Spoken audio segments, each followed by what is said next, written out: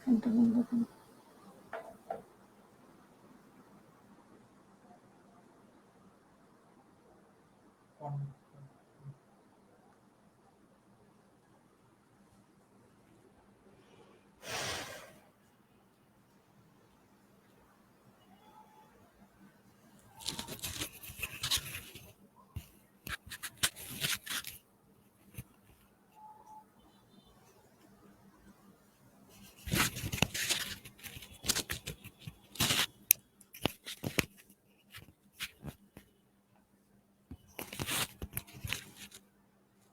Set হচ্ছে আমার।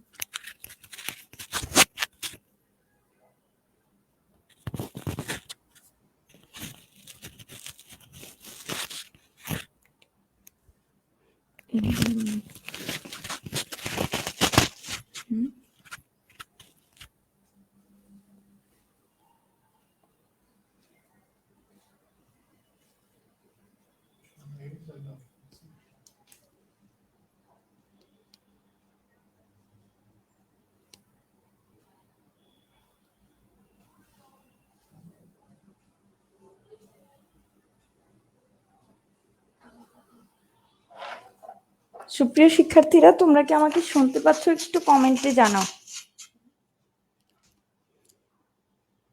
ওয়ালাইকুম আসসালাম। কাইন্ডলি একটু কমেন্টে জানাও সাউন্ড ঠিক আছে কিনা।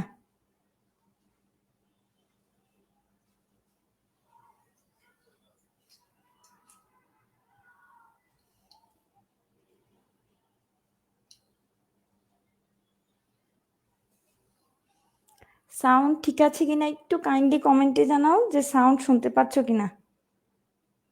শুনতে পাচ্ছি। পিয়াশ্রী সুনেত্রা লিখেছে, কেমন আছে ম্যাডাম? ভালো আছি।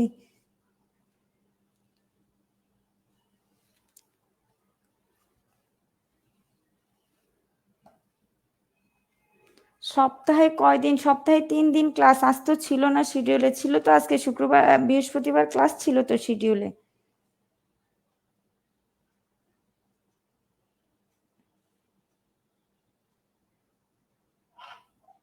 সুপ্রিয় শিক্ষার্থীরা, তোমরা কি আমাকে আজকে আমরা পিউটস অফ লিটারেচারের ক্লাস করব। আরো উপস্থিতি বেড়ে নিক। সাউন্ডের সমস্যা হচ্ছে, সবার সাউন্ডের সমস্যা হচ্ছে। আজকে এই ওইটা ইউজ করি নাই সাউন্ডের সমস্যার জন্য। সাউন্ডের কি সমস্যা হচ্ছে?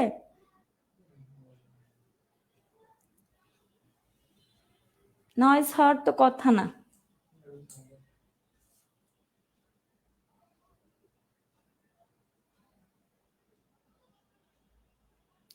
এখন কি সাউন্ড ঠিক আছে? ক্লিয়ার সাউন্ড, ধন্যবাদ।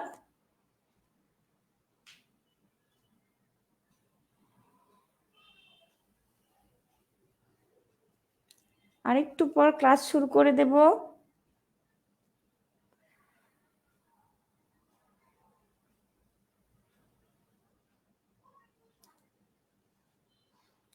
আজকে আমরা ক্লাস নেব পিউটস অফ লিটারেচারের উপর। উপস্থিতি আরেকটু 41 জন উপস্থিত হয়েছেন। আজকে তো নোটিফিকেশন দিয়েছি 4টায় ক্লাস।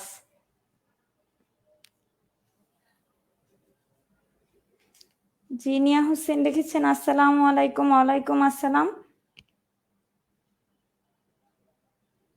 আচ্ছা, সাউন্ডের সমস্যা করলে কমেন্টে লিখবেন।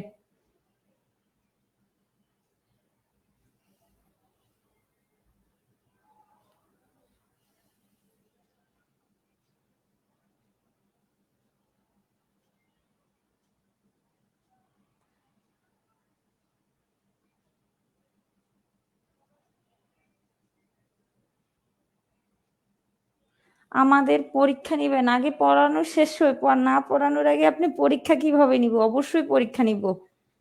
আপনাদের 10টা পরীক্ষা নেওয়া হবে। কোন টপিক্সের ক্লাস? আজকের টপিক্সের ক্লাস হচ্ছে পিরিয়ডস অফ লিটারেচার। আপনি মনে হয় নোটিফিকেশন মিস করেছেন, মিনহাজুল ইসলাম।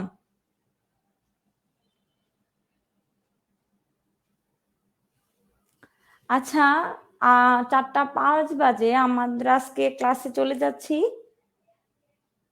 53 জন উপস্থিত।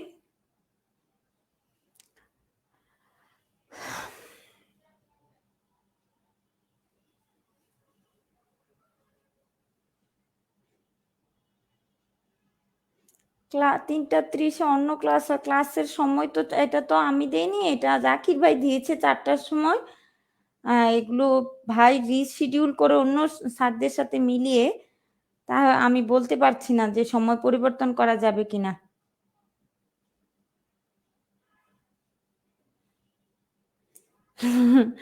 জিসান কন, আপনার জন্য কালকে বাংলাদেশ জিতে গিয়েছিল। ম্যাম আজকে ক্রিকেট ম্যাচ নাই। গুড।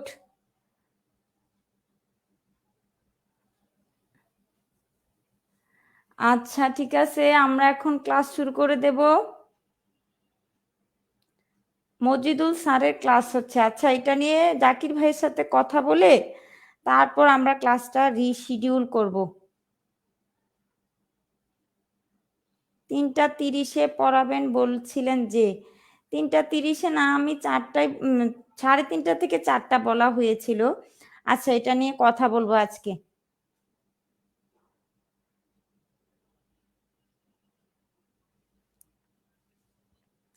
আচ্ছা, কতজন উপস্থিত? 54 জন উপস্থিত।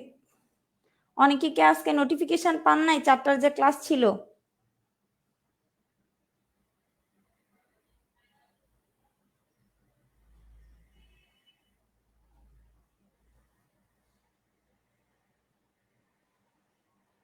এখন আমরা ক্লাস শুরু করে দেব। আমাদের আজকের যে ক্লাসটা সেটা হচ্ছে পিরিয়ডস অফ লিটারেচার নিয়ে। সেই ক্লাসটা হচ্ছে কি, পিরিয়ডস অফ লিটারেচার নিয়ে। আমি একটু বোর্ডে লিখে নিই, তাহলে আপনাদের বুঝতে সুবিধা হবে। Periods of literature.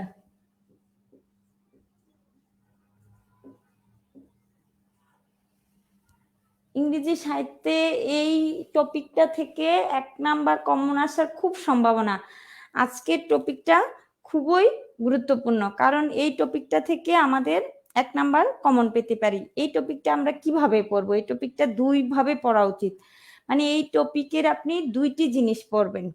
একটা হচ্ছে সময়কাল, আরেকটা হচ্ছে পিরিয়ডগুলোর নাম। একটা হচ্ছে কি সময়কাল, আরেকটা হলো পিরিয়ডগুলোর নাম। তাহলে আমাদের পড়ার বিষয় হচ্ছে এখানে 2টা জিনিস। আজকে অনেকে হয়তো নতুন, কালকের ক্লাস মিস করেছেন, সমস্যা নেই। আমরা কালকের ক্লাসে শুধু ইনসেপশন মানে বিগিনিং নিয়ে আলোচনা করেছি। মূল ক্লাস কিন্তু আজকে থেকে শুরু হচ্ছে, তাই সিরিয়াসলি একটু মনোযোগ দিবেন। এখানে সময়টা আর নামগুলা।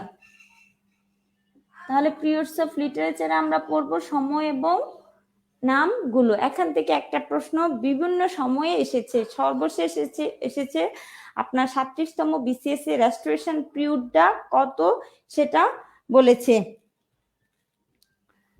আচ্ছা, রুটিন ক্লাস এগুলা ঠিক করে জানিয়ে দেওয়া হবে, এটা নিয়ে আর টেনশন করার দরকার নেই।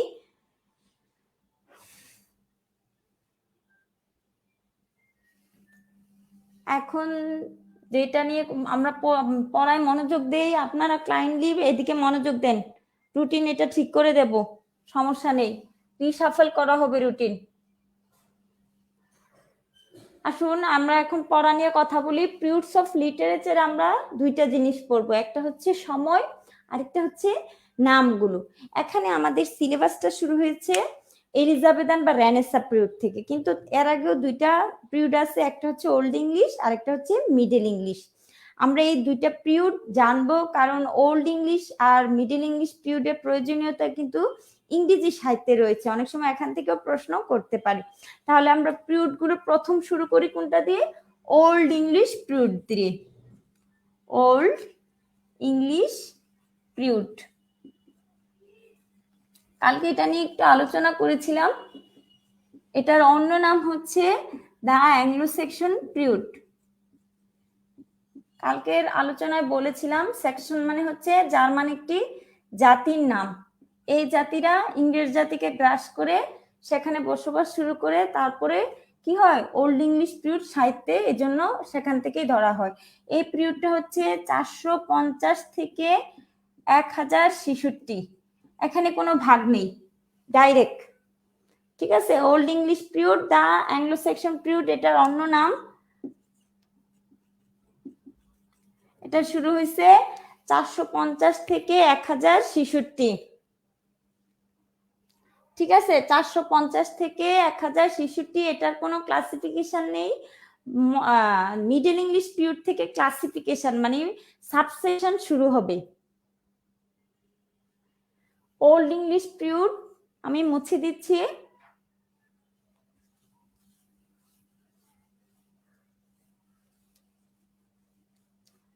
এখন আমি লিখব মডার্ন আর মিডল ইংলিশ পিরিয়ড।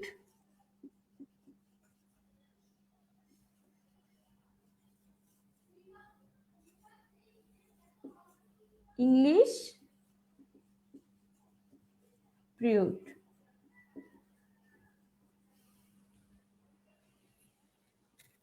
রুটিন ক্লাসের শেষে বলেছি তো, এটা রিশাফল করে আপনাদেরকে জানিয়ে দেওয়া হবে। Middle English period. এখন পড়ায় মনোযোগ দেন। Middle English period. Middle English পিরিয়ডের আবার 3টা সাবসেকশন হয়েছে। ঠিক আছে, 3টা সাবসেকশন হয়েছে, মানে 3টা ভাগে বিভক্ত হয়েছে মিডল ইংলিশ যেই পিরিয়ডটা ছিল। আর পুরো পিরিয়ডটা হচ্ছে 1066 থেকে 1575। খেয়াল রাখুন, তারপরে আমরা ছন্দে চলে যাব। মিডল ইংলিশ পিরিয়ড 1066 থেকে, ওইদিকে বোর্ড দেখা যাচ্ছে না, আমি আর একটু নিচু করে লিখছি। 1066 থেকে 1575। এই যে মধ্যযুগটা, ইংরেজি সাহিত্যের যে মধ্যযুগটা, এই মধ্যযুগটাকে 3টা ভাগে ভাগ করছে। ঠিক আছে, আমরা বারবার পড়বো যেন আপনার মুখস্থ হয়ে যায়। মধ্যযুগটাকে 3টা ভাগে ভাগ করা হয়েছে। একটা হচ্ছে নরমানের যুগ, একটা হচ্ছে চসারের যুগ, আরেকটা হচ্ছে অনুর্বর যুগ, মানে ব্যারেন এজ যেটাকে আমরা বলি। আমি আবারও বলছি, মিডল ইংলিশ পিরিয়ডটাকে 3 ভাগে ভাগ করা হয়েছে, মানে ইংরেজি সাহিত্যের মধ্যযুগটাকে 3 ভাগে ভাগ করা হয়েছে। একটা হচ্ছে নরমানের যুগ, আরেকটা হচ্ছে চসারের যুগ, আরেকটা হচ্ছে সর্বশেষ যেটা, এটা হচ্ছে ব্যারেন পিরিয়ড বা অনুর্বর যুগ। আচ্ছা, প্রথমটা নরমান, এই জন্য নরমান একটা জাতি, সেই জাতিটা কি করলো, প্রথম গ্রাস করেছে কে, ইংল্যান্ডদেরকে। আমরা জেনেছি যে সেকশনরা যারা ছিল জার্মান জাতি, আবার এই সেকশনদের পরে আবার কি আসে, নরমানরা আসে। ঠিক আছে, এজন্য তাদের নাম অনুসারে এই যুগটার নামকরণ হয়েছে, সাবসেকশনের নামকরণ হয়েছে। তাহলে এটা হচ্ছে Norman age, Anglo Norman age, Anglo Norman age.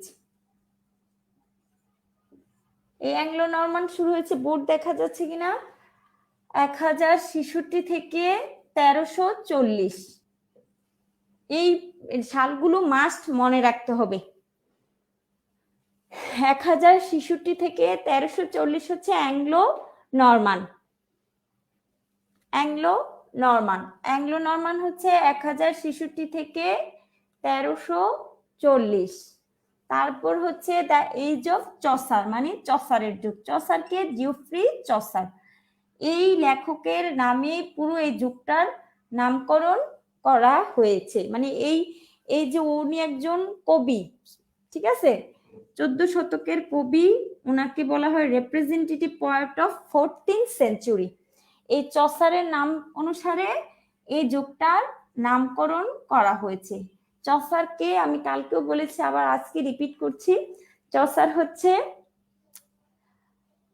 ইংরেজি সাহিত্যের মডার্ন ইংলিশ পোয়েট্রির ফাদার, আবার ফাদার অফ ল্যাঙ্গুয়েজ এবং লিটারেচার, দুইটাই বলা হয়। কালকে বলেছি, আবার আজকেও বলছি, চসারকে বলা হয় father of language and literature, আবার father of modern English poetry. চসারের যুগটা আমরা দেখে নিই, 1340 থেকে কত হবে, 1400।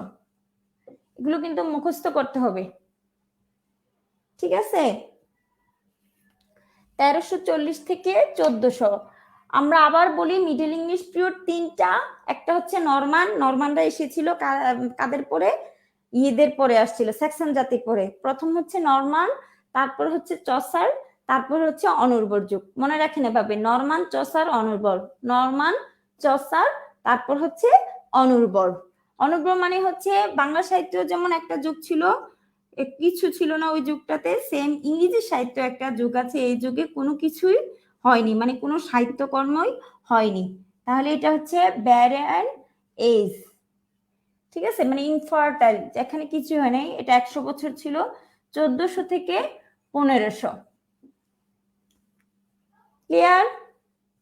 1400 থেকে 1500। আমি আপনাদের দেখার সুবিধার্থে সরে বোর্ডটা দেখাচ্ছি। প্রথম আমরা পড়লাম ওল্ড ইংলিশ পিরিয়ড, ওল্ড ইংলিশের অপর নাম হচ্ছে অ্যাংলো স্যাকশন, ঠিক আছে? তারপর হচ্ছে middle English period, middle English পিরিয়ডের আবার তিনটা ভাগ হয়েছে, একটা হয়েছে অ্যাংলো নরমান, আরেকটা হয়েছে চসার, আরেকটা হয়েছে ব্যারেন। এটার মানে কি? এটার মানে হচ্ছে অনুর্বর, মানে যেখানে কোনো কিছু উৎপাদন হয় না, মানে শূন্য যুগ আর কি।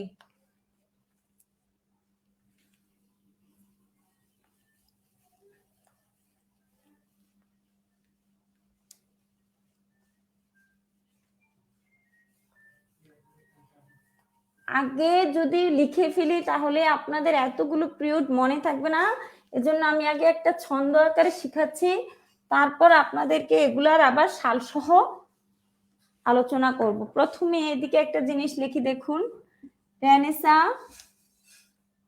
মূলত এখান থেকে আমাদের সিলেবাসটা শুরু হয়েছে। রেনেসা প্রস্তুতির জন্য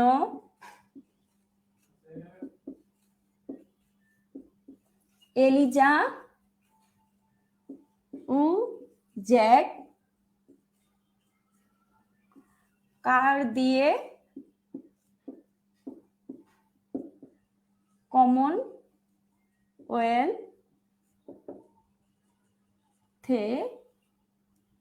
কমনওয়েলথে যায়। এটা হচ্ছে আমাদের প্রথম যেই সিলেবাসের প্রথম পিরিয়ড, সেটা হচ্ছে কি রেনেসা পিরিয়ড, মানে এলিজাবেথান এজ যেটাকে আমরা বলি। তো এটা মনে রাখা, এটার হচ্ছে 4টা সাবসেকশন, আর এটা হচ্ছে 160 বছর। এই যে রেনেসা পিরিয়ডটা, এটা হচ্ছে 160 বছর, তাহলে 160 বছরকে আবার 4টা ভাগে ভাগ করা হয়েছে। এর আগে একটা সময় ছিল, এটাকে বলা হয়েছে যে প্রিপারেশন ফর দ্য রেনেসাস। তাহলে ধরতে গেলে এটা 5টা অংশই, কিন্তু মূলত এটা 4টা অংশ, আর অবশিষ্ট অংশটাকে আমরা বলছি যে রেনেসা প্রস্তুতি, ঠিক আছে? অন্ধকার যুগ, হ্যাঁ, ব্যারেন যুগ হচ্ছে অন্ধকার যুগ। রেনেসা প্রস্তুতির জন্য এলিজা ও জ্যাক কার দিয়ে কমনওয়েলথে যায়। তাহলে এখানে এই যে এটা হচ্ছে শুরুটা, বিগিনিংটা, রেনেসা পিরিয়ডের একটা অবশিষ্ট অংশ ছিল, মানে যেটা থেকে এলিজাবেথান পিরিয়ডের আগের মুভমেন্টটা, 1500 থেকে 1558। এটা হচ্ছে এলিজাবেথান যে পিরিয়ডটা, এটা শুরুর আগ মুহূর্তের সময়টা, ঠিক আছে? 1500 থেকে 1558,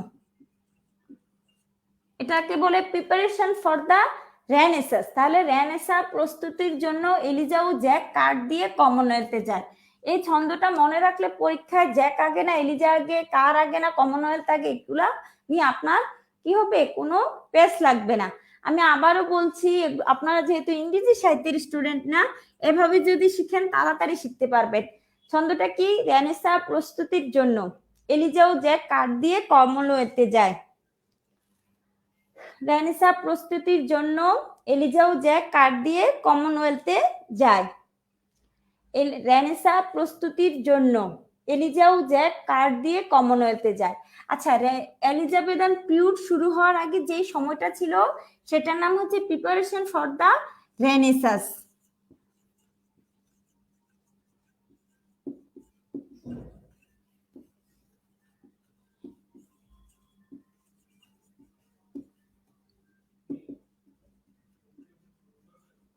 আচ্ছা, এই পুরোটাই হচ্ছে, এই যে 4টা পিরিয়ড মিলে হচ্ছে রেনেসা পিরিয়ড।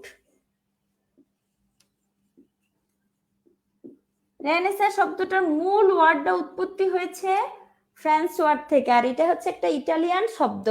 1453 সালে রেনেসাঁ শুরু হয় ইউরোপে, মানে পঞ্চদশ শতাব্দীর দিকে, ঠিক আছে। রেনেসাঁর প্রথম উৎপত্তি হচ্ছে ফ্লোরেন্স শহরে, এটা আন্তর্জাতিক বিষয়াবলিতেও কাজে লাগবে। ফ্লোরেন্স শহরে, তারপর ইতালি এবং ভেনিস শহরে এটা ছড়িয়ে পড়ে। আর লিওনার্দো দা ভিঞ্চি, হ্যাঁ, আর হচ্ছে মাইকেল অ্যাঞ্জেলো, দুইজন যে ভাস্কর্য শিল্পী, যে ওনাদেরকে রেনেসাঁ ম্যান বলা হয়। আর রেনেসাঁর বৈশিষ্ট্য হচ্ছে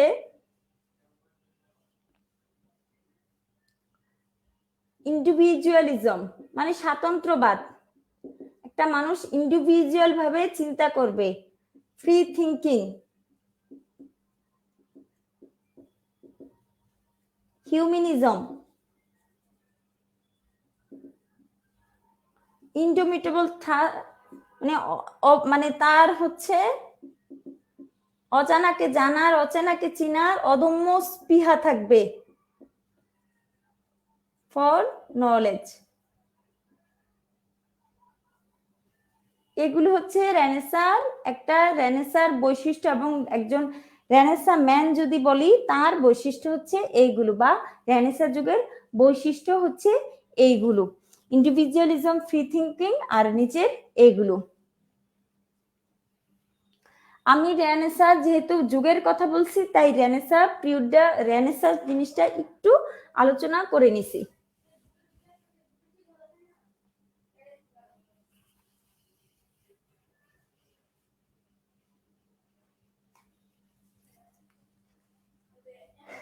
এখন এটা মুছে ফেলছে, আমরা এখন এলিজাবেথান পিরিয়ড নিয়ে কথা বলবো।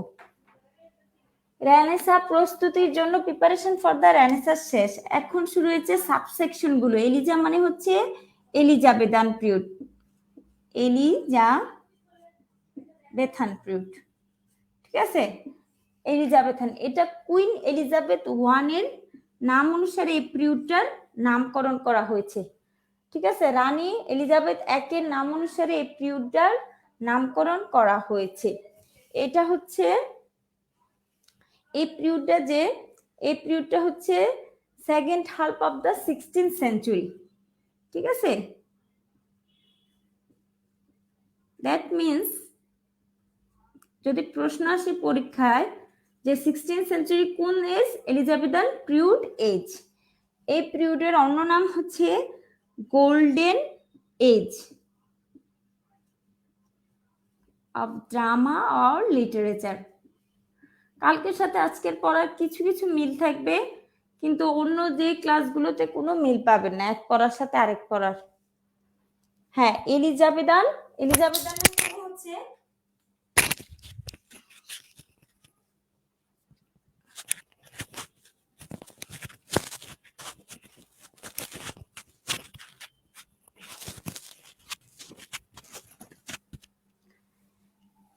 সরি, মাইক্রোফোনটা একটু নড়ে গিয়েছিল। এখানে হচ্ছে এলিজাবেথান হচ্ছে second half of the 16th century, আর এটাকে বলা হয় golden age of literature, golden age of drama and literature.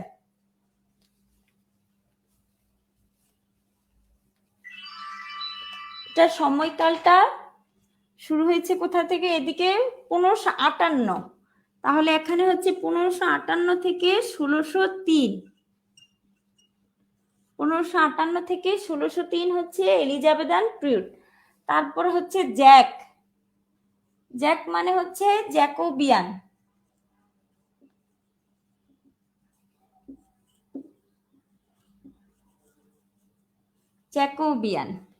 Jacobian পিরিয়ডের নামকরণ করা, এখানে তিনটা পিরিয়ডের নামকরণে রাজা এবং রানীর নামে করা হয়েছে। একটা হচ্ছে এলিজাবেথান পিরিয়ড, জ্যাকোবিয়ান আর ক্যারোলাইন। এখানে জেমস ওয়ানের নাম অনুসারে এটা করা হয়েছে, জেমস ওয়ানের লেটিন নাম অনুসারে জ্যাকোবিয়ান পিরিয়ডের নামকরণ, লেটিন নাম হচ্ছে জ্যাকোবাস। জ্যাকোবিয়ান পিরিয়ডের নামকরণ করা হয়েছে। এলিজাবেথান পিরিয়ডে রয়েছে ইউনিভার্সিটি উইটস, জ্যাকোবান পিরিয়ডে রয়েছে মেটাফিজিক্যাল পোয়েট্রি। আমাদেরকে এভাবে মনে রাখতে হবে। এলিজাবেথান পিরিয়ডে রয়েছে ইউনিভার্সিটি উইটস আর জ্যাকোবান পিরিয়ডে রয়েছে মেটাফিজিক্যাল পোয়েট্রি। আমি এগুলো নিয়ে পরে কথা বলবো, আগে পিরিয়ডগুলো লেখা শেষ হোক। তাহলে জ্যাকোবান পিরিয়ডে হচ্ছে জেমস ওয়ানের নাম অনুসারে জ্যাকোবান পিরিয়ডের নাম করছে। আর জ্যাকোবান পিরিয়ডের সময়কালটা আমি বলি, 1603 যেটা এখানে শেষ হয়েছে ওখানে 25 গিয়ে থামবে। 1603 থেকে 1625। জ্যাকোবিয়ান হচ্ছে 1603 থেকে 1625। নিচের লেখা দেখা যায় না, নিচে তো তেমন লেখা লেখি নাই, একটা লেখা ছিল ল্যাটিন নাম জ্যাকোবাস, দেখা যাওয়ার তো কথা।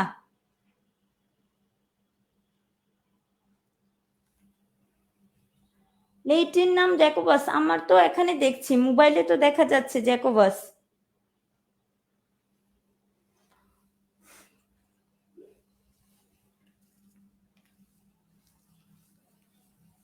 তাহলে এটা হচ্ছে 1603 থেকে 1625। কার দিয়ে হচ্ছে ক্যারোলাইন, কার দিয়ে হচ্ছে Caroline, Caroline period. Caroline period রাজা চার্লস ওয়ানের নাম অনুসার হয়েছে। চার্লস ওয়ানের ল্যাটিন নাম ছিল, চার্লস ওয়ানের ল্যাটিন নাম অনুসারে হয়েছে। ল্যাটিন নাম ছিল ক্যারোলাস। ঠিক আছে, ক্যারোলাস কথা থেকে ক্যারোলাইন আসছে, চার্লস ওয়ান থেকে আসে নাই। ওনার ল্যাটিন নাম ছিল ক্যারোলাস, সেটার থেকে ক্যারোলাইন কথাটা আসছে। ক্যারোলাইন পিরিয়ডটা ক্যারোলাস থেকে আসছে। এই পিরিয়ডে রয়েছে ক্যাবিলিয়ার পয়েট, এটা দেখা যাচ্ছে না না, এই পিরিয়ডে রয়েছে ক্যাবিলিয়ার পয়েট।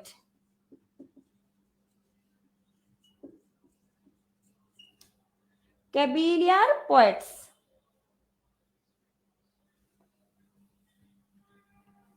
এটা সময়টা হচ্ছে 1603 থেকে 1625।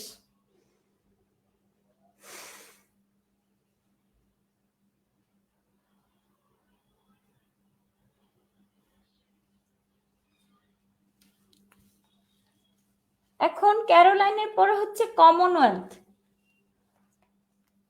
কমনওয়েলথ, ঠিক আছে, কমনওয়েলথ। কমনওয়েলথ হচ্ছে প্রজাতন্ত্রের যুগ। এই যুগে কোনো রাজা ছিল না। এই যে আমি যে বলছিলাম চার্লস ওয়ানকে হত্যা করা হয়, ঠিক আছে, এখানে হত্যা করার ফলে রাজতন্ত্র চলে যায়, হত্যা করা হয়, তখন অলিভার ক্রমওয়েলের যুগ শুরু হয়। এটা ছিল প্রজাতন্ত্রের যুগ, কোনো মোনার্ক ছিল না এই যুগে, এই জন্য কোনো সাহিত্যও ছিল না, প্রজাতন্ত্রের যুগ। আর এই প্রজাতন্ত্রের যুগটা কখন ছিল? 1625 থেকে 1649।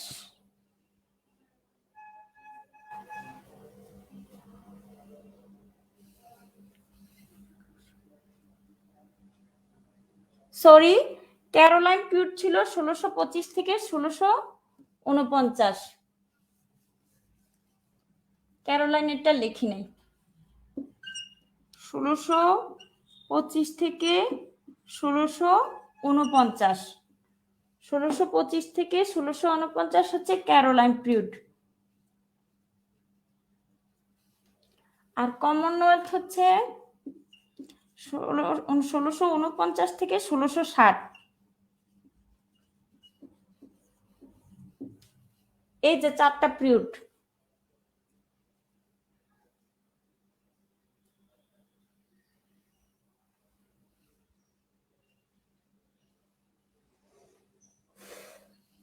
এলিজা, আমি আবারও বলছি, এলিজা হচ্ছে 1558 থেকে 1603। জ্যাক হচ্ছে 1603 থেকে 1625। ক্যারোলাইন হচ্ছে 1625 থেকে 1649। কমনওয়েলথ হচ্ছে 1649 থেকে 1660। আর প্রিপারেশন ফর দ্য রেনেসান্স হচ্ছে 1500 থেকে 1558।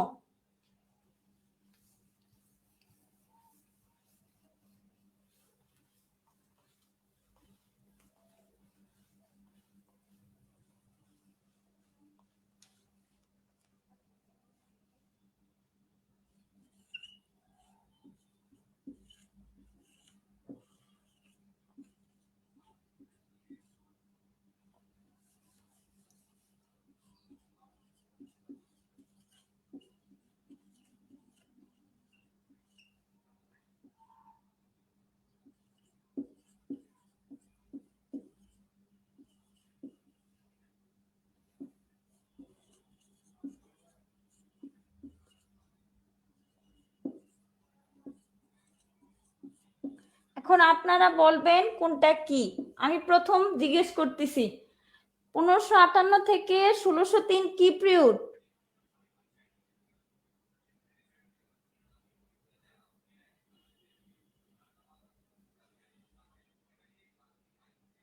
পনেরোশো আটান্ন থেকে 1603 কি পিরিয়ড? 1558 থেকে 1603 কোন পিরিয়ড? Elizabethan, good. 1558 থেকে 1603 কোন period? Elizabethan. Preparation for the renaissance হবে কেন? কে প্রিপারেশন ফর দ্য 58 মুবাশশিরা মিম। মুবাশশিরা মিম 1500 থেকে 1558 হচ্ছে preparation for the renaissance. Correction করে নিন, মুবাশশিরা মিম এটা হচ্ছে প্রিপারেশন ফর দ্য রেনেসাঁস 1500 থেকে 1558। ঠিক আছে, মুবাশশিরা মিম আর যেন ভুল না হয়। 1500 থেকে 1558 হচ্ছে প্রিপারেশন ফর দ্য রেনেসাঁস। আচ্ছা, এটাও সবাই অ্যান্সার দিয়েছে, গুড। তারপর হচ্ছে 1603 থেকে 1625 ম্যাম করেছি, থ্যাংক ইউ। 1500 থেকে 1558 হচ্ছে প্রিপারেশন। 1603 থেকে 1625 কি? 1603 থেকে 1625 জ্যাকোবিয়ান। আমরা ছন্দটা পড়েছিলাম, এলিজা ও জ্যাক কার দিয়ে কমনওয়েলথে যায়। এলিজা ও জ্যাক কার দিয়ে কমনওয়েলথে যায়? রেনেসাঁ প্রস্তুতির জন্য এলিজা ও জ্যাক কার দিয়ে কমনওয়েলথে যায়? Jacobean, good. Jacobian.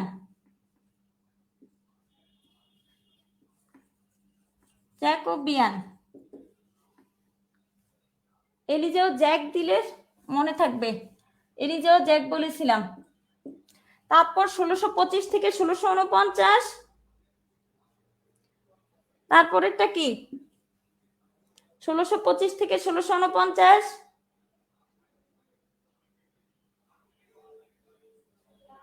Caroline, good. Eliza ও জ্যাক ছন্দটা বলেছিলাম যে ছন্দটা দিয়ে মনে রাখা যাবে, গুড। ক্যারোলাইন মানে কার।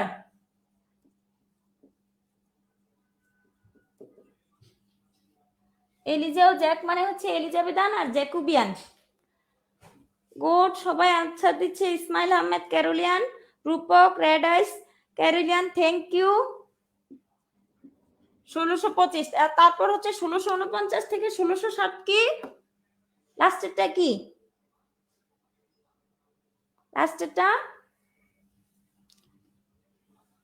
লাস্টেরটার অ্যান্সার বলছে না কেউ। 1649 থেকে 1660 কমনওয়েলথ।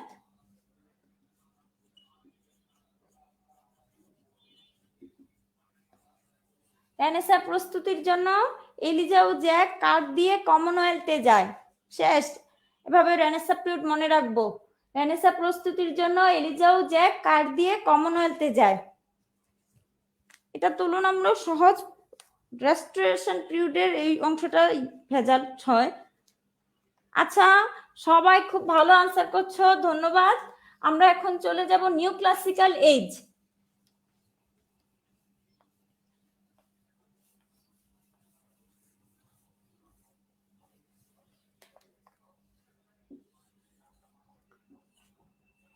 নিউ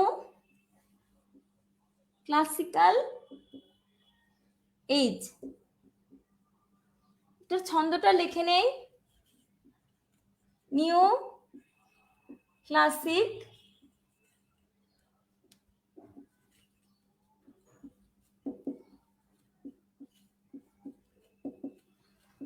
রেস্টুরেন্টে বসে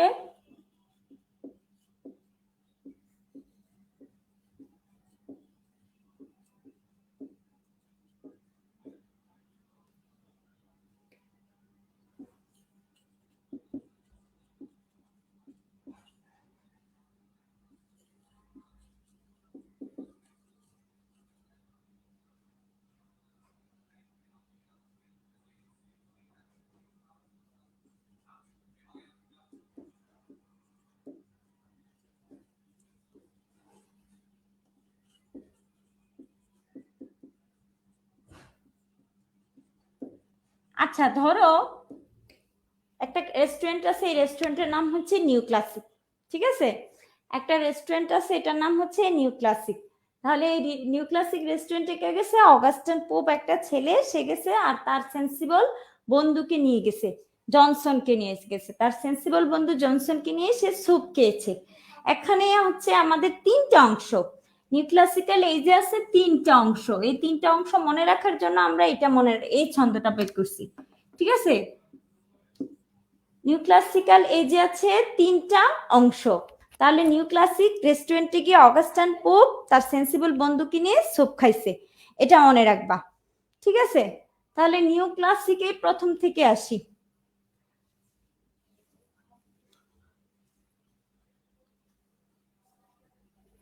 নিউ ক্লাসিক মানে হচ্ছে নিউ ক্লাসিক্যাল এজ। এখানে হয়তো অনেকে অনেক কিছু এগুলো পারো, কিন্তু আবার সবাই পারে না, কেউ আছে একদম নতুন, তাই এই ক্লাসটা একটু কমন পড়বে, কিন্তু পরবর্তী ক্লাসে সব নতুন টপিক। আচ্ছা, নিউ ক্লাসিক্যাল এজটা শুরু হয়েছে যে সাবসেকশন থেকে তিনটা সেকশনে ভাগ হয়েছে। প্রথম হচ্ছে রেস্টোরেশন,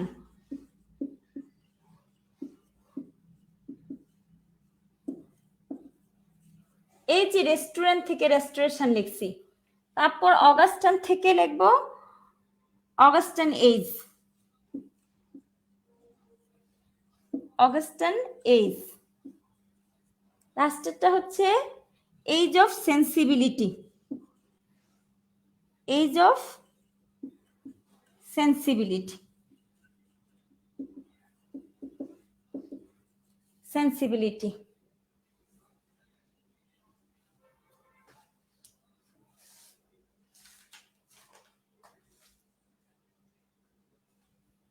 এখানে খেয়াল করে দেখো, নিউ ক্লাসিক্যাল এজ, আমাদের এজটা শেষ হয়েছিল 1660 থেকে, তাহলে একটা শুরু হবে 1660 থেকে 1798 পর্যন্ত।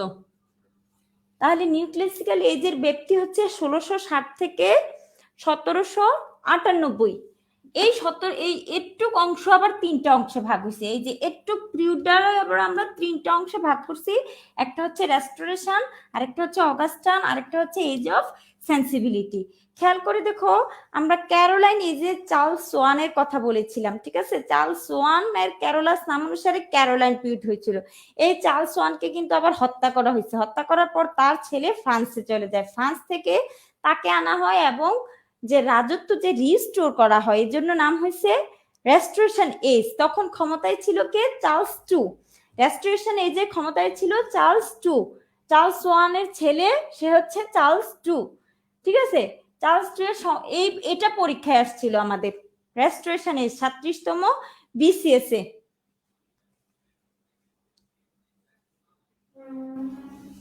তাহলে এটার নাম যদি বাংলায় বলি, রাজতন্ত্র পুনরুদ্ধারের যুগ। এটা হচ্ছে 1660 থেকে 1700, 1660 থেকে 1700, লাস্টে দুইটা শূন্য আছে, এভাবে মনে রাখা যাবে। রেস্টোরেশন এজ হচ্ছে রাজতন্ত্র পুনরুদ্ধারের যুগ, ঠিক আছে? যদি প্রশ্ন ঘুরিয়ে আসে ওইভাবে না বলে বাংলাতেও বলতে পারে রাজতন্ত্র পুনরুদ্ধারের যুগ কোনটি, তাহলে হবে রেস্টোরেশন এজ। যেমন একটা এসেছিল সুবর্ণ মধ্যকটা, ইংরেজিতে এসেছিল গোল্ডেন মিন, তাই পড়ার সময় চোখ কান খোলা রেখে পড়তে হবে। 1755, এটা নিয়ে কনফিউজড আছি, এটা আছে 1785 1798 দুই জায়গায় আছে, ঠিক আছে? এটা নিয়ে আসলে কনফিউশন। যারা বই লিখেন বা আমরা যে বইগুলো কালীনাথ বলো বা যার বই বলো, সেখানে এক একজনের ইয়েতে এক একটা পাইছি, তবে 1798 সেটা হচ্ছে সর্বজন স্বীকৃত, কিন্তু 1785 আর 1798 দুইটা যদি অপশনে থাকে তাহলে দাগাইও না। তা কেন জানো? কারণ কেউ তখন বলবে 1785 অ্যান্সার, কেউ বলবে 1798 অ্যান্সার, কিন্তু দুটোটাই সঠিক, কিন্তু দুটোটা সঠিক হলে তখন না দাগানোই ভালো। আর যদি আনসার 1785 থাকে 98 না থেকে তখন দাগাবা, বা যদি 1798 থাকে 85 নাই তাহলে দাগাবা, ঠিক আছে? কি বলছি বুঝছো? এটা মোহাম্মদ শামীম রেজাকে বলছি যে দুইটা থাকলে না দাগানোই বেটার, কারণ দুটোটাই সঠিক, দুটোটার পক্ষে যুক্তি আছে।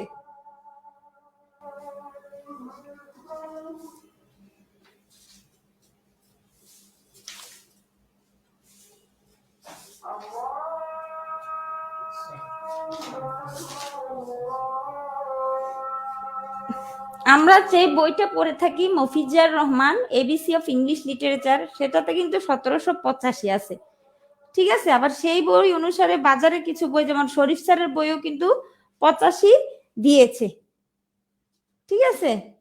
তো এটা আসলে এটা নিয়ে তর্ক বিতর্ক থাকবে। এজন্য দেখা গেছে কেউ স্ল্যাশ দিয়েও বলছে যে 85 হতে পারে, 98 হতে পারে। বিশেষ করে শরীফ স্যারের বইও আমরা দেখছি 85 98 লেখা, কিন্তু আমাদের মফিজার রহমান যেই বইটা আমরা সাধারণত এবিসি অফ ইংলিশ লিটারেচার বই যেটাকে বলি, সেটাতে কিন্তু শুধু 85 দিছে। এর জন্যই দুইটা থাকলে না দাগায়ও, কিন্তু 85 থাকলে দাগাবা, বা শুধু যদি 98 থাকে তাহলে দাগাবা। ওকে ম্যান, তাহলে ঠিক আছে, আমরা চলে যাচ্ছি অগাস্টান পিরিয়ডে। এখানে 1700 থেকে এটাতে কোনো কনফিউশন নাই, এটা হচ্ছে 45 পর্যন্ত, 1745 পর্যন্ত। অগাস্টাইন পিরিয়ডের আরেক নাম হচ্ছে এজ অফ পোপ, মানে আলেকজান্ডার পোপ। তাহলে এই যুগ ছিল আলেকজান্ডার পোপের, যিনি মক হিরুইক পয়েট নামে পরিচিত, এবং রেপ অফ দ্য লক তার বিখ্যাত মক হিরুইক পয়েম। হিরুইক পয়েমকে যখন মক করা হয়, রিডিকিউল করা হয়, সেটাকে বলে মক হিরুইক পয়েম। মানে এই কবিতাতে হিরোইজমকে রিডিকিউল করা হয়, বৎসনা করা হয়, এই জন্য এটার নাম হচ্ছে মক হিরোইজম। আরো অনেক আছে, সেগুলো বলবো, জাস্ট সুপারফিশিয়াল ধারণা দিছি যে মক হিরোইক পয়েম। তাহলে এখানে আছে এজ অফ পোপ, যাকে বলা হয় mock heroic poet, age of Pope, ঠিক আছে, এজ অফ পোপ। তারপর হচ্ছে সেন্সিবল, আমরা বলেছিলাম বন্ধু জনসনকে নিয়ে সুপ খায়, সেন্সিবল বন্ধু হচ্ছে এজ অফ জনসন।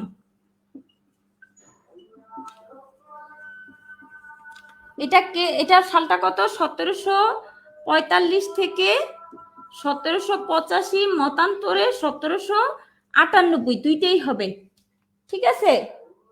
আমি কিন্তু দুইটাই লিখছি, স্ল্যাশ দিয়ে দুইটাই লিখছি, 1785/1798।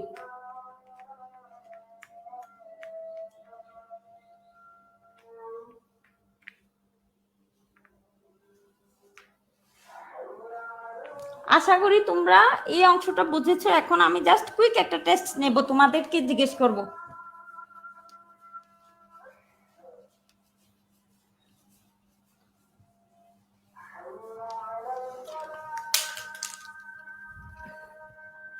সতেরোশো থেকে 1745 কি যুগ? একটু কাইন্ডলি কমেন্টে বলো।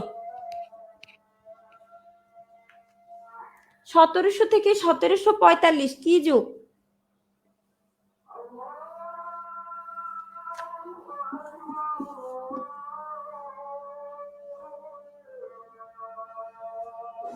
অগাস্টান যুগ, ঠিক আছে, অগাস্টান যুগ। এই অগাস্টান যুগটা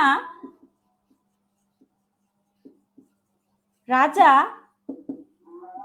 রোমান রাজা, উনি মানে ইতালির রাজা ছিল আর কি, অগাস্টাসের নাম অনুসারে করা হয়েছে, ঠিক আছে। অগাস্টাসের নাম অনুসারে এই যুগটার নামকরণ করা হয়েছে, রোমান রাজা অগাস্টাসের নাম অনুসারে এই যুগটা করা হয়েছে।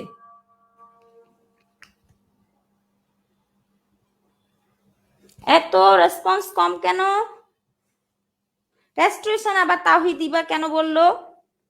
তাওহিদা ইবা অ্যাটেনশন দাও। রেস্টোরেশন হচ্ছে 1660 থেকে 1700। তাওহিদা ইবা শুনেছো আমি কি বলছি? 1660 থেকে 1700, এটা হচ্ছে রেস্টোরেশন, রাজতন্ত্র পুনরুদ্ধারের।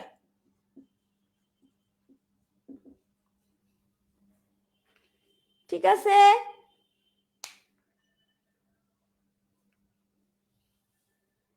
রোমান রাজা অগাস্টাসের নামে অগাস্টান পিরিয়ড হয়েছে। এখন আমরা রোমান্টিক পিরিয়ডে চলে যাব।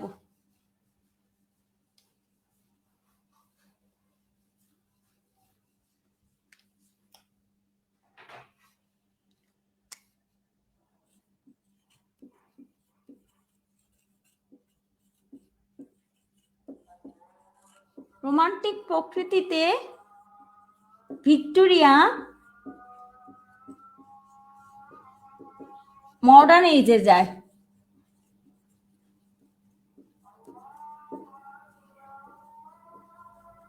তাহলে দেখো আমরা মনে রাখি রোমান্টিক প্রকৃতি মানে হচ্ছে রোমান্টিক পিরিয়ড, তারপর হচ্ছে ভিক্টোরিয়ান পিরিয়ড, তারপর হচ্ছে মডার্ন পিরিয়ড। তাহলে আমি যদি বলি কিভাবে শুরু হয়, দেখো প্রথমে হচ্ছে রেনেসাঁ পিরিয়ড, তারপর হচ্ছে নিউ ক্লাসিক্যাল এজ, তারপরে হচ্ছে রোমান্টিক পিরিয়ড, তারপর ভিক্টোরিয়া, তারপর হচ্ছে মডার্ন এজ। এই জিনিসটা আগে প্রথম মনে রাখতে হবে, স্তম্ভগুলা। ঠিক আছে, নিউ ক্লাসিক্যাল মুছে দিচ্ছি, স্তম্ভগুলো এভাবে মনে রাখতে হবে। আমি আবার বলছি, প্রথমে শুরু হচ্ছে যারা একদম বিগিনার তাদের জন্য।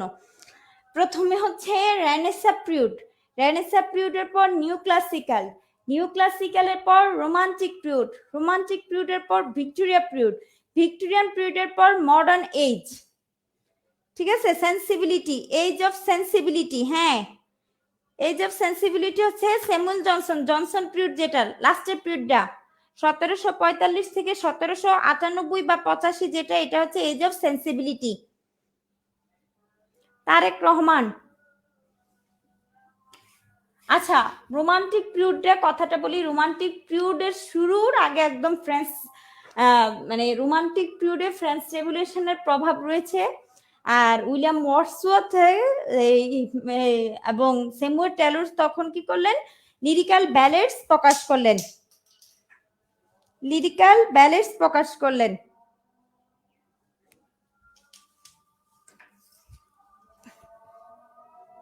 সতেরোশো 98 সালে লিরিক্যাল ব্যালেডস প্রকাশ করলো কে, উইলিয়াম ওয়ার্ডসওয়ার্থ এবং স্যামুয়েল টেলর কলেজ। এখানে উইলিয়াম ওয়ার্ডসওয়ার্থের 19টি কবিতা ছিল আর কলেজের কবিতা ছিল 4টি।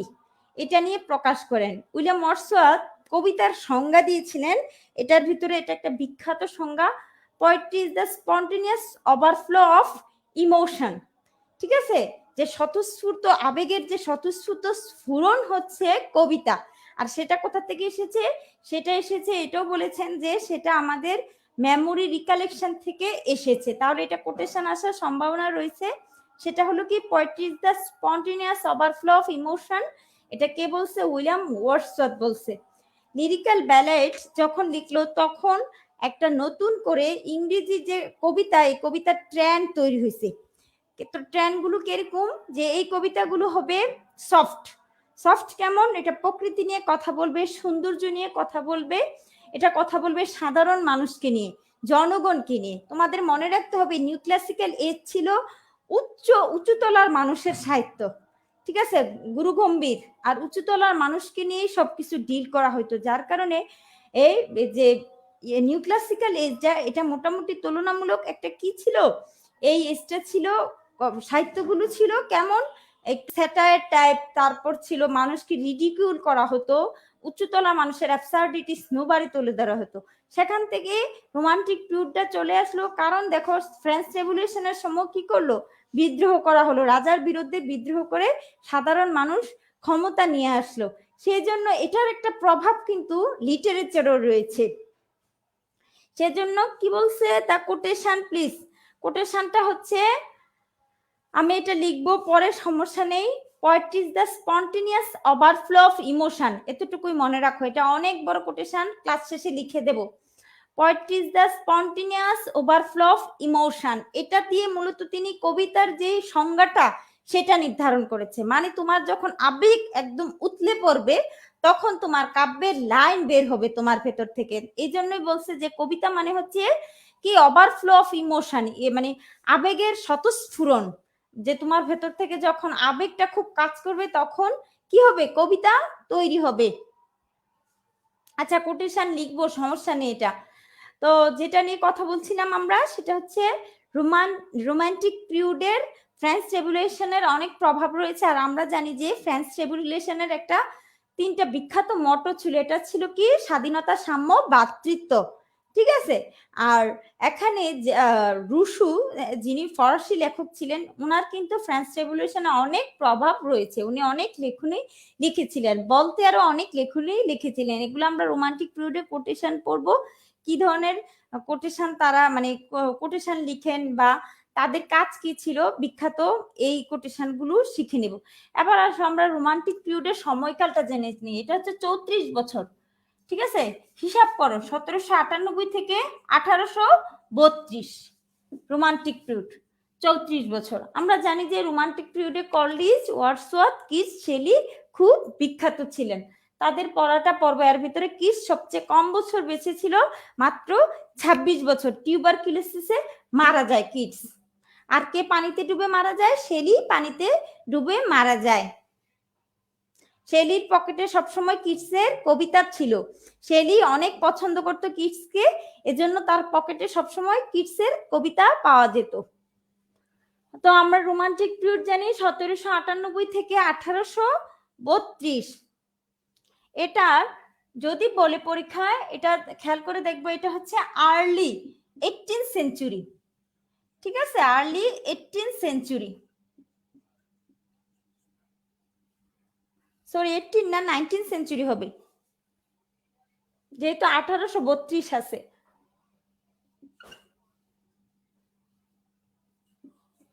আর্লি 19th সেঞ্চুরি মানে 19th সেঞ্চুরির প্রারম্ভিকে কোনটা শুরু হয়েছে? তাহলে একদম প্রারম্ভিকে শুরু হয়েছে রোমান্টিক পিরিয়ডটা।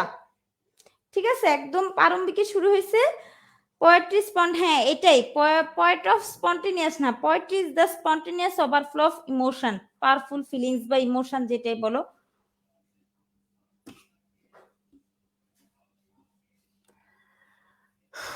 সতেরোশো 1898 থেকে 1832, এটা হচ্ছে 19th সেঞ্চুরি। তোমার কবিতা সাহিত্য বুঝতে হলে যুগটাকে আগে মাথায় ঢুকাতে হবে, যে কোন যুগটা কেমন ছিল। ঠিক আছে, তখন গিয়ে তোমার পড়াটা ভালোভাবে ঢুকবে। এটা মুখস্থ করার জিনিস না, এটা ভালোভাবে মাথায় ঢুকানোর জিনিস। প্রথম ছিল উচ্চতলা সাহিত্য, ছিল নিউ ক্লাসিক। ঠিক আছে, তারপর চলে আসলো কিসে, চলে আসলো রোমান্টিক পিরিয়ড চলে আসলো। সেটা ছিল কি 1798 থেকে 1832, এবং এটা ছিল 34 বছর। আর এটা হচ্ছে একদম আর্লি 19th সেঞ্চুরি। এটাকে আবার গোল্ডেন এজ অফ লিরিক বলা হয়। এগুলো কিন্তু পরীক্ষা আসার মতো পড়া, গোল্ডেন এজ অফ লিরিক বলা হয়। ঠিক আছে, আরেকটা গোল্ডেন এজ অফ লিরিক।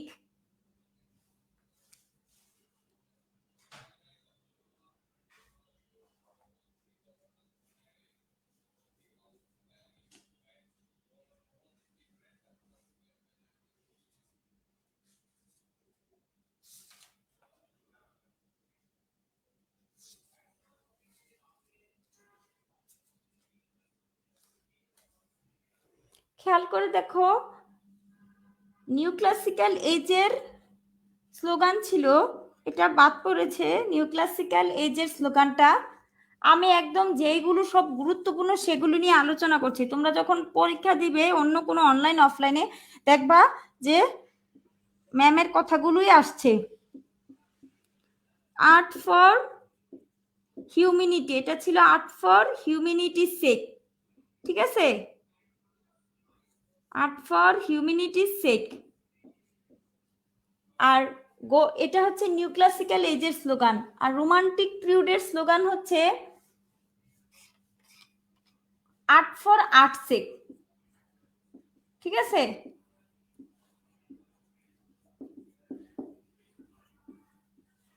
আমি একটু পানি খেয়ে আসছি।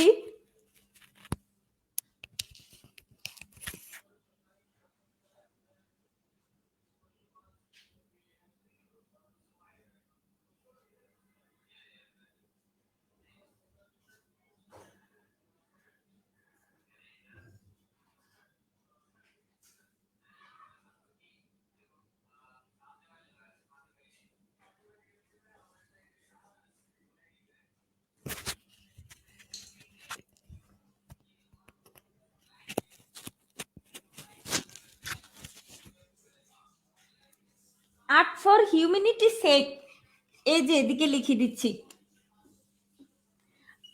মানে মানবতার জন্য যে আর্ট, এটা ছিল নিউ ক্লাসিক্যাল এজ। আর art for art sake theme হচ্ছে কার থিম? রোমান্টিক পিরিয়ডের। ঠিক আছে, এটা হচ্ছে রোমান্টিক পিরিয়ডের theme.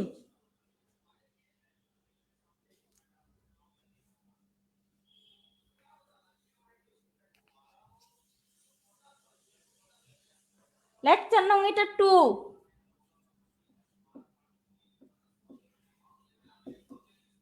Periods of literature.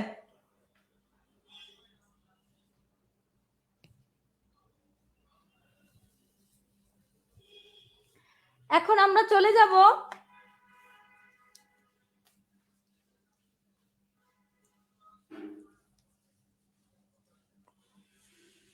Victoria modern এজে যাই বলেছিলাম, তাহলে হচ্ছে ভিক্টোরিয়ান পিরিয়ড। ভিক্টোরিয়ান পিরিয়ড তাহলে কত এখানে শেষ হয়েছে 34 বছর, শেষ হয়েছে 1832 সালে। ঠিক আছে, তারপরে হচ্ছে 18 ভিক্টোরিয়ান পিরিয়ড। ভিক্টোরিয়ান পিরিয়ড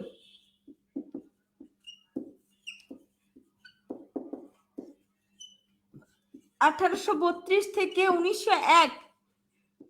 1837 সালে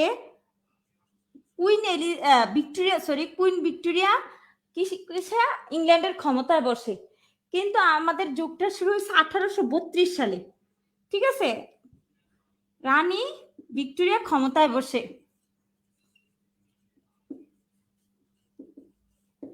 কিন্তু আমাদের যুগ শুরু হয়েছে 1832 থেকে 1901।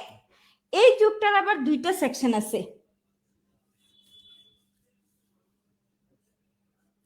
একটা হচ্ছে প্রি রাফায়েলাইটস,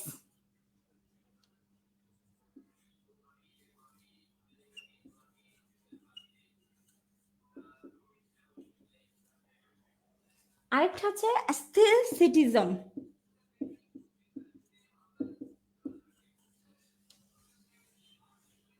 and decadence.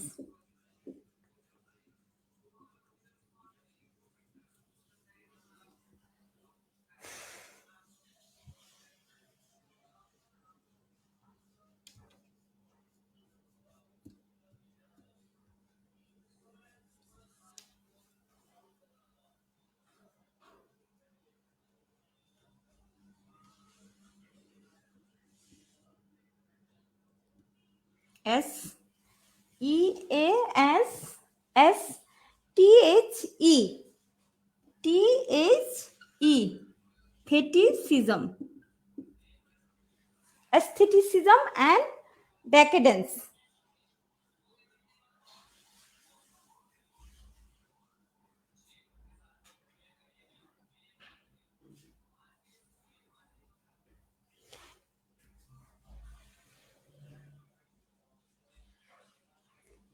এটা হচ্ছে আমাদের এখানে কি শেষ হয়েছে 1832 থেকে 1901 হচ্ছে ভিক্টোরিয়ান পিরিয়ড। এটার ভিতরে আবার দুইটা সাবসেকশন এখন লিখলাম। এই সাবসেকশনটা হচ্ছে একটা হচ্ছে 1848 থেকে 1860। এখানে মনে রাখতে হবে 20 বছর তফাৎ। 1880 7 কিন্তু না, 1880 থেকে 1901 ওই যে এখানে শেষ হয়েছে যেটা। ঠিক আছে, এখানে 1860 পরে 20 বছর বাদ, তারপর হচ্ছে 1880 থেকে 1901 এই পিরিয়ডটা। আচ্ছা, এটা পি রাফায়েলাইটস বলার কারণ কি? এটার বলার কারণ হয়েছে 14 শতকের একজন আর্টিস্ট ছিল, তার নাম ছিল রাফায়েল। ঠিক আছে, এই রাফায়েলের অনুসারী ছিল এই সময়ের আর্টিস্টগণ, এই জন্য এটার নাম হচ্ছে পি রাফায়েলাইটস। ঠিক আছে, রাফায়েলের অনুসারী ছিল দেখে এটার নাম হচ্ছে পি রাফায়েলাইটস। এই লেখক, এই যে রাফায়েল ছিলেন, উনি ছিলেন 14 শতকের একজন আর্টিস্ট। তার ফর্ম, তার স্টাইলটাকে নকল করতো এই সময়ের সাহিত্যিকরা বা রাইটাররা, এই জন্য এটার নাম হয়েছে পি রাফায়েলাইটস। আর শেষের দিকে এসে ভিক্টোরিয়ান যে স্পিরিটটা, এটা মানুষের ভিতরে ঝিম খেয়ে যায়। ঠিক আছে, এজন্য প্রথম সৌন্দর্যের প্রতি অভিব্যক্তিকে করা হতো, মূল্যায়ন করা হতো, এই জন্য অ্যাস্থেটিজম, নান্দনিকতা নাম দেওয়া হয়েছে। কিন্তু পরে দেখা যায় কি, এই যে মানুষের যে ভিক্টোরিয়ান স্পিরিটটা ছিল, ঠিক আছে, এই স্পিরিটটা দমে যায়। ঠিক আছে, দমে যাওয়ার কারণে এটার নাম হচ্ছে কি ডেকেডেন্স। ডেকেডেন্স মানে কি? ক্ষয়িষ্ণুতা। ঠিক আছে, এই লেখাটা কি দেখা যাচ্ছে?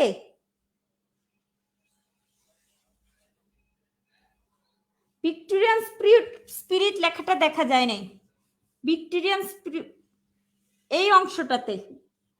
ঠিক আছে, ভিক্টোরিয়ান স্পিরিটটা দমে যায়, এই জন্য এটাকে বলছে অ্যাস্থেটিসিজম এবং ডেকেডেন্স। এই ভিক্টোরিয়ান স্পিরিটটা কমে যায়।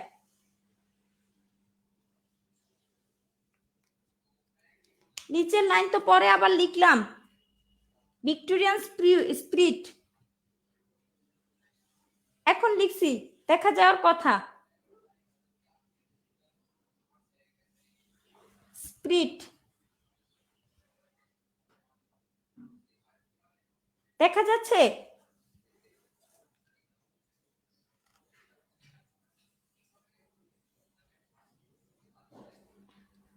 আচ্ছা আমি লিখে দিচ্ছি, দেখা যেহেতু যাচ্ছে না।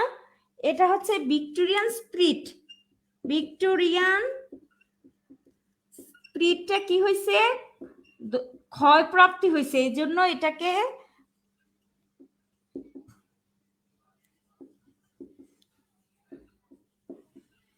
এর জন্য ডেকেডেন্স কথাটা বলছে। ঠিক আছে, ভিক্টোরিয়ান পিরিয়ডের দুইটা সাবসেকশন হচ্ছে রাফায়েলাইটস, আর একটা হচ্ছে এস্থেটিসিজম, আর হচ্ছে ডেকেডেন্স।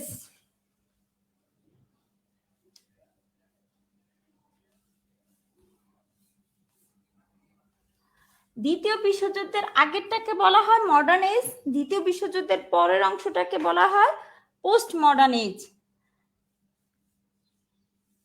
তাহলে আমরা মডার্ন এজটা আগে লিখি, মডার্ন পিরিয়ড। এটার আবার দুইটা অংশ, ঠিক আছে, এডওয়ার্ডিয়ান, জর্জিয়ান।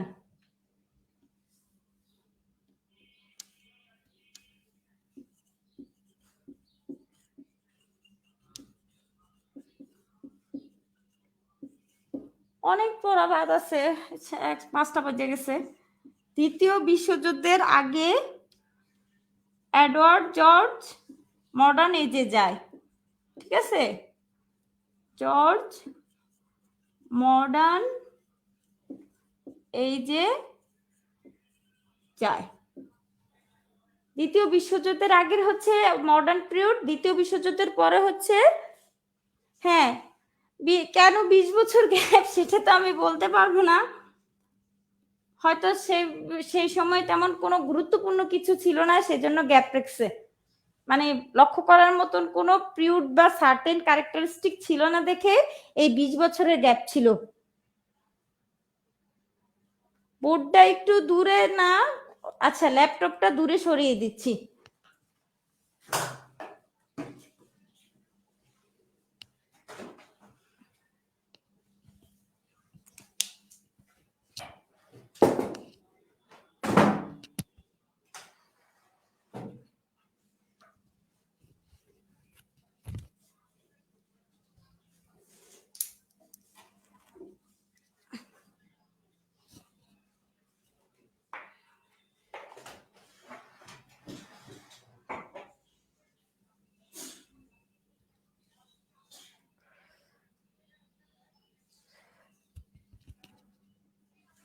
এখন পিছনে সরিয়ে দিছি।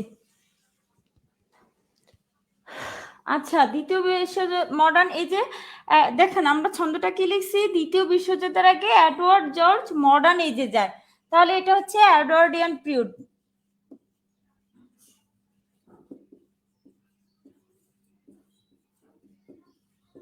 তারপর হচ্ছে জর্জিয়ান পিরিয়ড।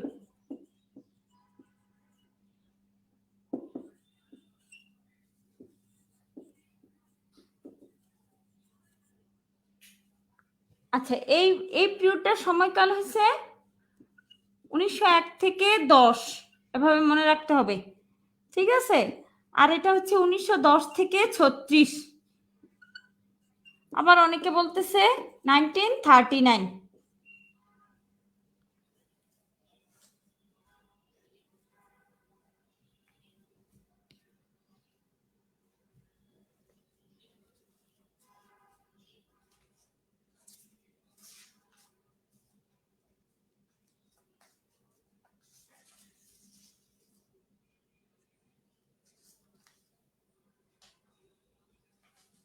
এই পিরিয়ডটার নাম অনুসরণ কিন্তু রাজার নাম অনুসারে করা হয়েছে, এটা হচ্ছে এডওয়ার্ড সপ্তমের নাম অনুসারে, এডওয়ার্ড হচ্ছে রাজা ইংল্যান্ডের, ওনার নাম অনুসারে সপ্তম, ঠিক আছে। আবার জর্জ পঞ্চম, এই যে জর্জ পঞ্চম কিভাবে মনে রাখবেন, তখন কি হয়েছিল, বঙ্গভঙ্গ রদ হয়েছিল না, জর্জ পঞ্চম।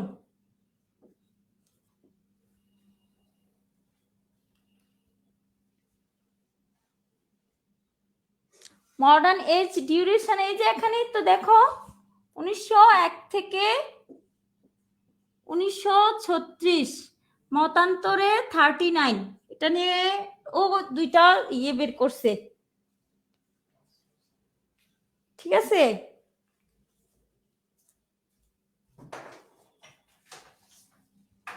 উনিশশো তোমরা লিখবা না, তোমরা 1939 লিখো, কারণ এবিসি বইয়ে 1939 দেওয়া আছে।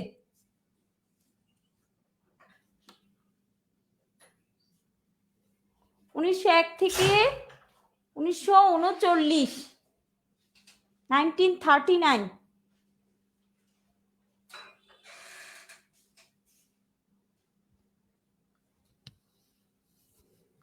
এডওয়ার্ডিয়ান পিরিয়ড, তারপর হচ্ছে জর্জিয়ান পিরিয়ড।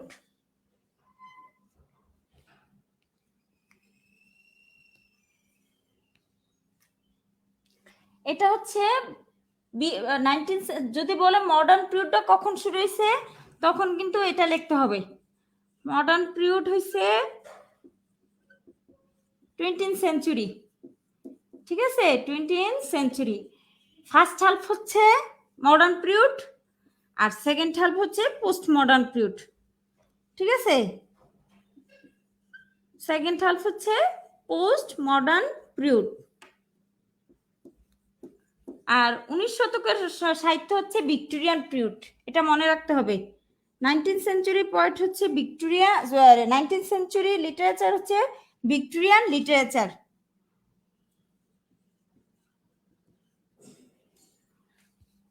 তাহলে মডার্ন যুগটা শুরু হচ্ছে কত, 20 শতক, আর 19 শতক হচ্ছে ভিক্টোরিয়ান পিরিয়ড, আর আর্লি 19th সেঞ্চুরি হচ্ছে কি, রোমান্টিক পিরিয়ড,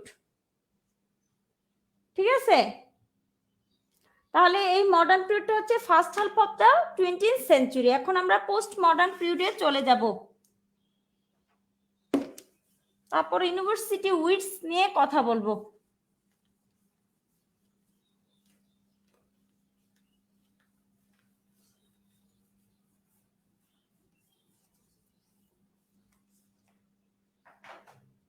পোস্ট মডার্ন পিরিয়ডে হচ্ছে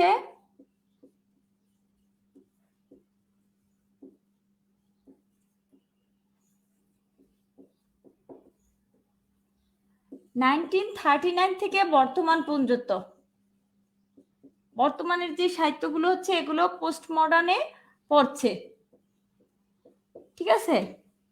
আমাদের পিরিয়ড শেষ,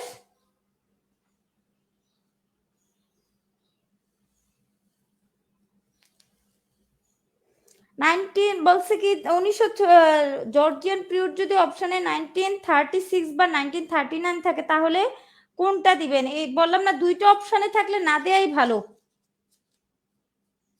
কিন্তু 1936 হচ্ছে মানে বেশি, 1936-এর দিকে বেশি, তুমি যদি পোল করো বেশি অ্যান্সার যাবে 1936-এর দিকে, ঠিক আছে।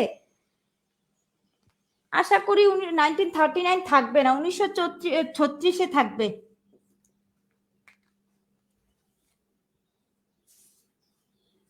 কারণ এবিসি অফ ইংলিশ লিটারেচার, যেটা হচ্ছে তোমাদের বাংলাদেশে যদি বলো যে লিটারেচারের যদি পামফ্লেট বলো, পুস্তিকা বলো, ওইটাতে কিন্তু 1936-এ ওরা ধরছে, ঠিক আছে।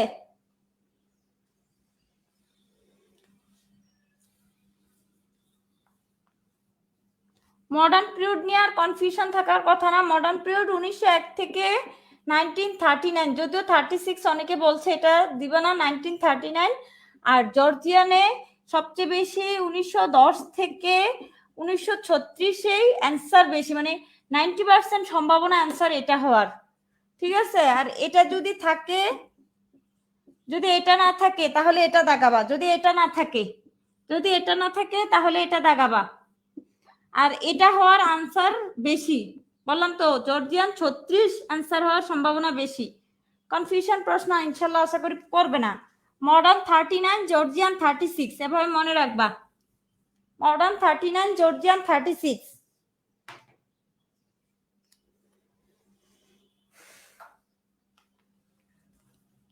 এখন আমরা ইউনিভার্সিটি উইটস পড়বো। ইউনিভার্সিটি উইটস ছিল এলিজাবেথান পিরিয়ডে।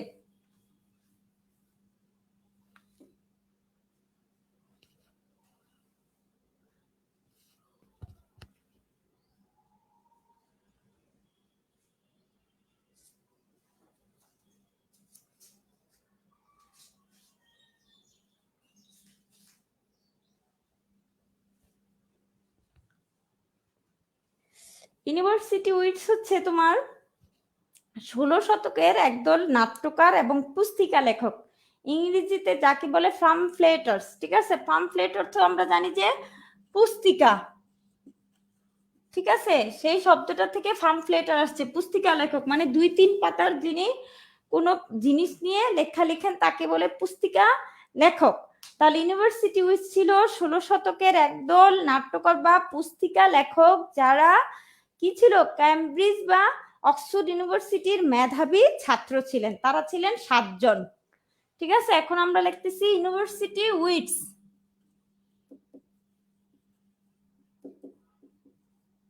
ইউনিভার্সিটি উইটস কয়জন ছিলেন? 7 জন ছিলেন। ঠিক আছে, কারা কারা আমরা একটু দেখে নেই। প্রথমে হচ্ছে মার্লো, মানে হচ্ছে ক্রিস্টোফার মার্লো, গ্রিন, ঠিক আছে, নাশ, রবার্ট গ্রিন, থমাস নাশ, এই 3 জন ছিলেন কেমব্রিজ ইউনিভার্সিটির।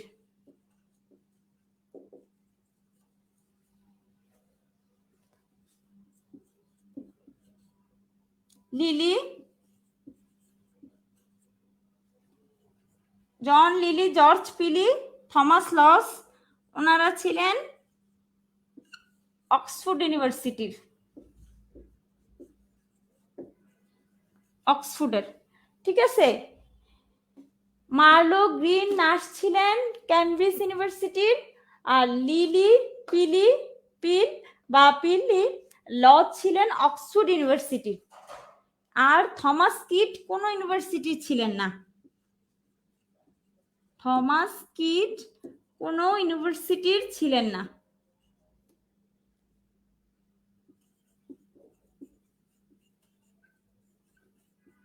কিন্তু তাকে তাও ইউনিভার্সিটি উইটের দলভুক্ত করা হয়। এখান থেকে শুধু গুরুত্বপূর্ণ হচ্ছে তোমার থমাস কিট আর ক্রিস্টোফার মার্লো। এখান থেকে গুরুত্বপূর্ণ হচ্ছে থমাস কিট আর ক্রিস্টোফার মার্লো। খেয়াল করে দেখো, থমাস কিটের একটা বিখ্যাত স্প্যানিশ ট্র্যাজেডি নামক একটা ট্র্যাজেডি আছে। এটা থমাস কিট কি লিখছেন, স্প্যানিশ ট্র্যাজেডি লিখছেন, এটা জানলে চলবে। আর ক্রিস্টোফার মার্লো আমরা এখান থেকে পরবর্তী ক্লাসে পড়ব। আর এটা যদি ছন্দ আকারে মনে রাখতে চাও তাহলে মনে রাখতে পারো, আমি ছন্দটা পরে লিখে দেব। এলিজাবেথান পিরিয়ডে ছিল ইউনিভার্সিটি উইকস, ঠিক আছে। আর ক্যারোলাইন পিরিয়ডে ছিল, জ্যাকোবিয়ান পিরিয়ডে হইছে মেটাফিজিক্যাল পয়েট। এখন মেটাফিজিক্যাল পয়েট নিয়ে কথা বলবো। মেটাফিজিক্যাল পয়েট কারা ছিলেন? মেটাফিজিক্যাল পয়েট, মেটা মানে হচ্ছে বিয়ন্ড, ঠিক আছে। তাহলে metaphysical equal to beyond physical, মানে হচ্ছে স্পিরিচুয়াল। স্পিরিচুয়াল জিনিসটা হলে থিমটা কি হবে? Devotion towards God, towards God. Platonic love মানে আধ্যাত্মিক ভালোবাসা, যেটাতে দেহের সম্পর্ক থাকবে না, প্ল্যাটোনিক লাভ। তারপর হচ্ছে তোমার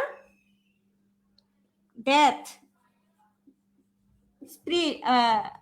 যেটাকে বলে সোল, আত্মা নিয়ে, এইগুলো হবে বিষয়বস্তু, থিম হচ্ছে এগুলা। মেটাফিজিক্যাল পয়েমের থিম হচ্ছে এগুলা, ঠিক আছে।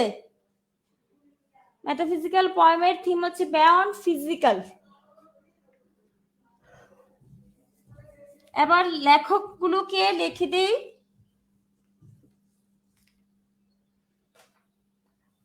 মেটাফিজিক্যাল পয়েটস এর লেখক হচ্ছে, প্রথমে যার নাম আসবে যিনি ফাউন্ডার বা অগ্রদূত, পাইওনিয়ার, জন ডান।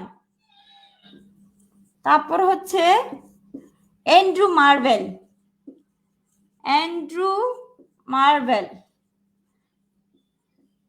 তারপরে হচ্ছে হেনরি ভন,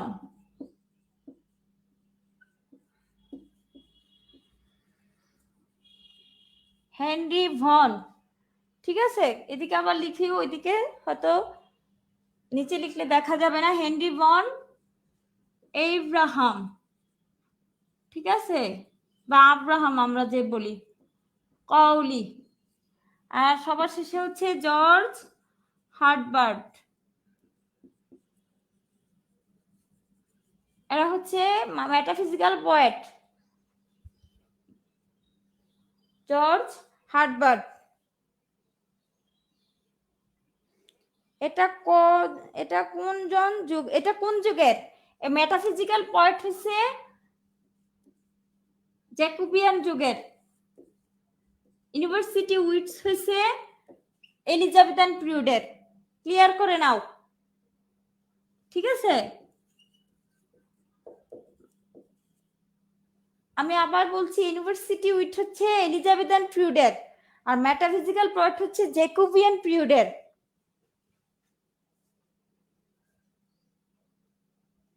ঠিক আছে, মেটাফিজিক্যাল পয়েট হচ্ছে জ্যাকোবিয়ান পিরিয়ডের।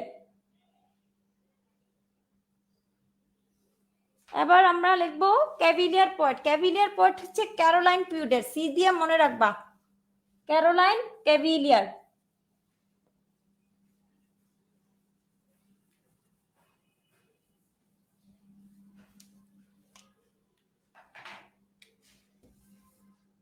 ক্যারোলাইন পিরিয়ডের হচ্ছে ক্যাভিলিয়ার। ক্যাভিলিয়ার, ক্যাভিলিয়ার বলা হয় যারা ছিলেন রাজা চার্লস ওয়ানের সমর্থক, তাদেরকে বলা হয় ক্যাভিলিয়ার। তো যেই পোয়েটের সমর্থক ছিলেন তাদেরকে বলা হয় ক্যাভিলিয়ার পয়েটস। আর যারা সমর্থক ছিলেন না তাদেরকে বলা হতো রাউন্ড হেড। আচ্ছা, সমর্থক কবিদের নাম এখন আমি লিখছি। রবার্ট হেরিক,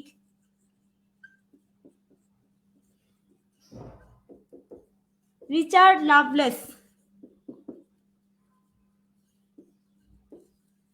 রবার্ট হেরিকের ড্যাফোডিল কবিতাটার কোটেশন পরীক্ষা আসার মতন সম্ভাবনা আছে। আরেকটা কবিতা আছে delight in disorder, Richard Lovelace. Sir John Saqlain,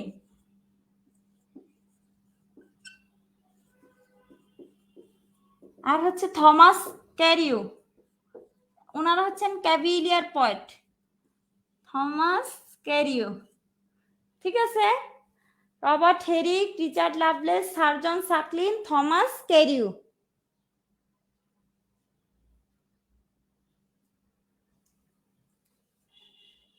Caroline পিরিয়ডের কবি শেষ। এবার দেখো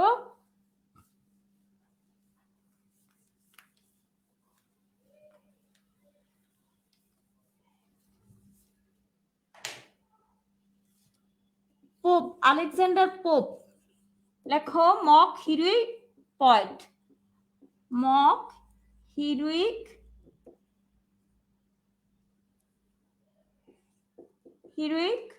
পয়েট। ঠিক আছে, তারপর রোমান্টিক পয়েট কারা? রোমান্টিক পয়েট, রোমান্টিক পয়েটের ভিতরে হচ্ছে Wordsworth, poet of nature and childhood, nature and childhood।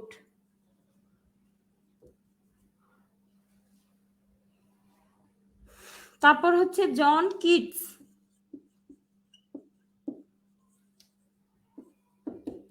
poet of beauty।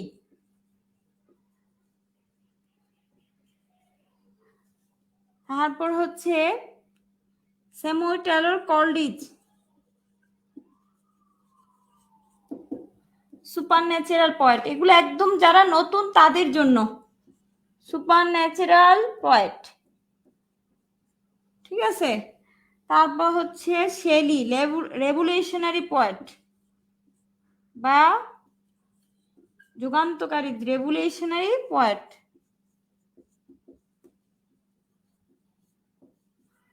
সবার শেষে এখানে খেয়াল করে দেখো লেক পয়েট। লেক পয়েট হচ্ছে রবার্ট সাউদি,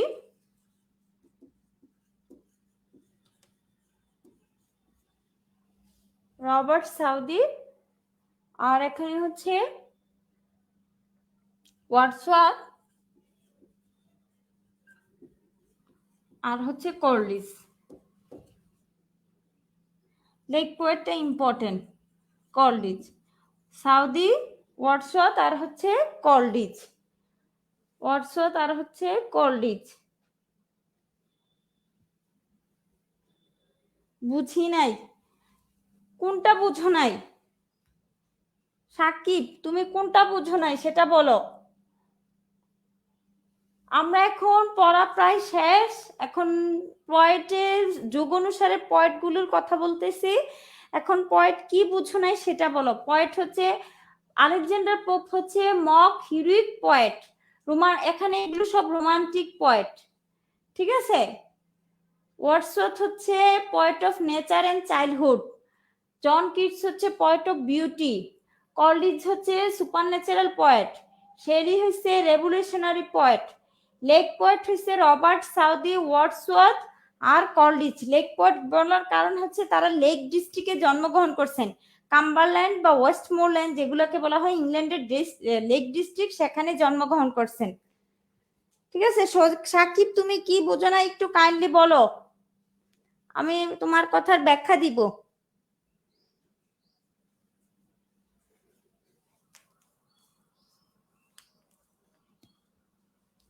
আচ্ছা এটা এখন মুছে ফেলছি, আবার আইরিশ পয়েট আর মডার্ন পয়েট লিখবো, তারপর শেষ। যুগগুলো থেকে যে পয়েটগুলো বের হয়েছে এগুলো লিখতেছি।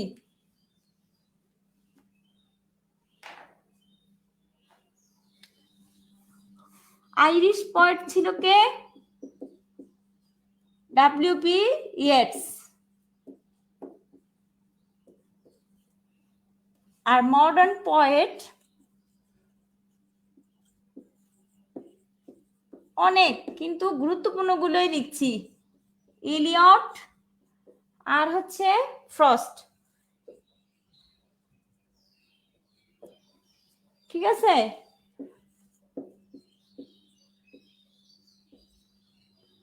ইলিয়ট আর ফ্রস্ট, এটা হচ্ছে আমাদের পরীক্ষার জন্য গুরুত্বপূর্ণ।